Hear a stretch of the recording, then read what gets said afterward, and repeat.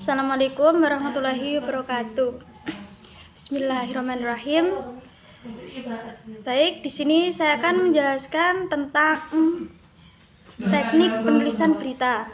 Nah, dalam teknik penulisan berita itu ada 3 cara atau 3 metode. Jadi saat kita menulis komunikasi itu ada unsur-unsurnya. Unsur yang pertama yaitu fact finding, menentukan fakta-fakta yang berada atau lokasi kejadian tersebut.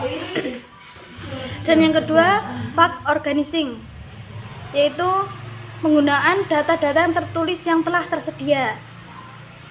Yang nomor 3, find the story, menemukan jalan cerita yang akan dibuat.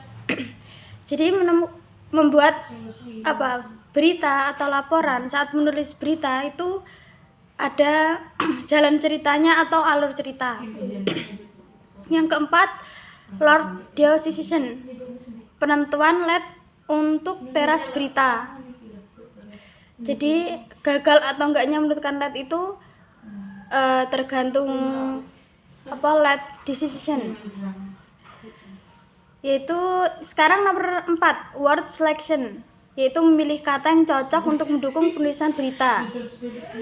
Yang nomor 5, start of to write, mulai penuliskan berita, kumpulkan referensi pendukung atau kontrasi agar penulisan tidak keliru. Jadi saat menulis berita itu ada start of write. Jadi kalau kita menemukan kesalahan-kesalahan atau keliruan dalam penulisan berita tersebut, jadi kita bisa tahu. Awal mula penulisan berita yaitu A, B, C, S, S. Yang A yaitu accuracy atau ketepatan, yang B itu brevity, keringkasan, yang C clarity, kejelasan, yang S simplicity, sederhana, dan S-nya lagi sincerity, rasa hormat. Dalam penulisan sebuah berita itu ada ketepatan, ada keringkasan, kejelasan, jadi setiap orang baca berita tersebut agar tidak keliru. Dan sederhana, jadi penulisan berita itu tidak terlalu banyak, jadi yang menulis, yang membaca agar tidak bosan. Dan yang terakhir, rasa hormat. Dalam penulisan berita harus ada tata cara atau sopan santun biar orang yang membacanya paham. Dan metode dalam tulisan berita itu ada 5W 1H.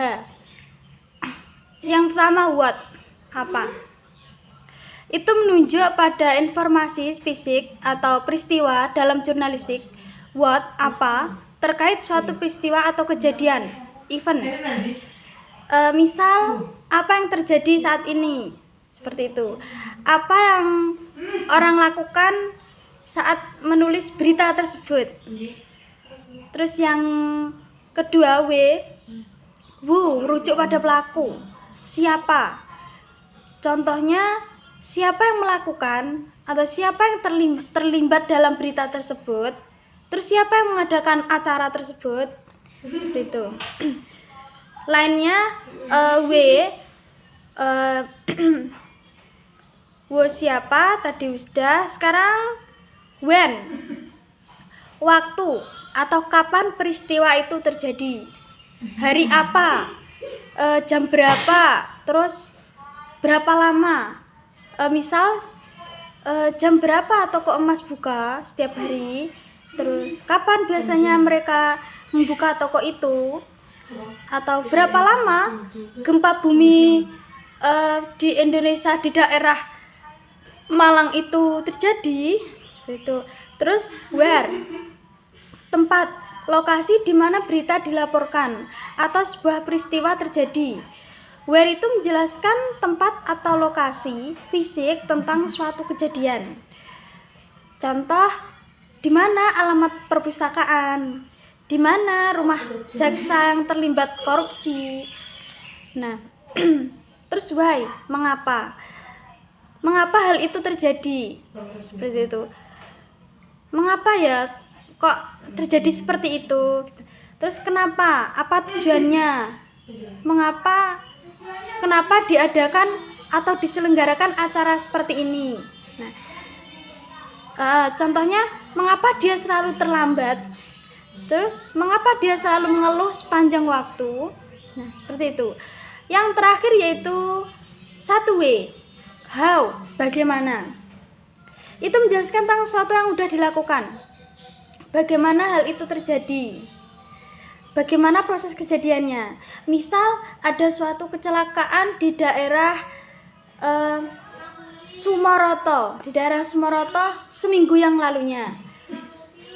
Itu kan menjelaskan tentang sesuatu yang sudah dilakukan. Atau tadi pagi ada kecelakaan di Sumoroto. Itu bagaimana kejadian tersebut, seperti itu. Bagaimana orang bisa melarikan diri dari penjara, misal. Nah, seperti itu penjelasan dari bagaimana cara penulisan sebuah berita. Cukup sekian. Saya kira penjelasan dari saya sudah cukup. Apabila ada kurang lebihnya, mohon maaf. Akhiran, wassalamualaikum warahmatullahi wabarakatuh.